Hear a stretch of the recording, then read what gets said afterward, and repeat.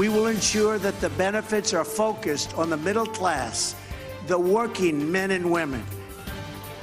President Donald Trump unveils a sweeping tax overhaul that includes dramatic changes for families and businesses. Good afternoon. I'm Rob Johnson. And I'm Erica Sargent. The president outlined his plan in a speech at the Indiana State Fairgrounds. That's where CBS 2 political reporter Derek Blakely joins us live now. Derek.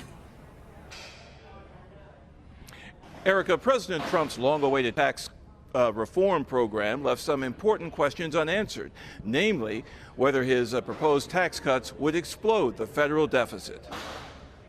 President Trump returned again to one of the states that secured his victory to outline his long-promised and long-delayed tax reform plan. We want tax reform that is pro-growth, pro-jobs, pro-worker, pro-family, and yes, tax reform that is pro-American. The Trump tax plan would cut personal tax brackets from 7 to 3, 35, 25, and 12%.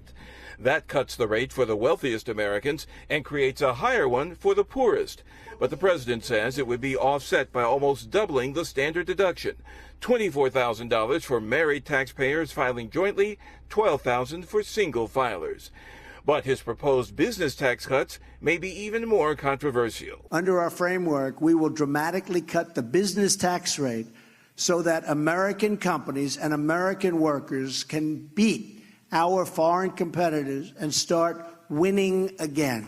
We will reduce the corporate tax rate, which is substantially below the average of other industrialized nations. Reducing the corporate tax rate from 35% to just 20%. This is a revolutionary change, and the biggest winners will be the everyday American workers as jobs start pouring into our country, as companies start competing for American labor, and as wages start going up at levels that you haven't seen in many years.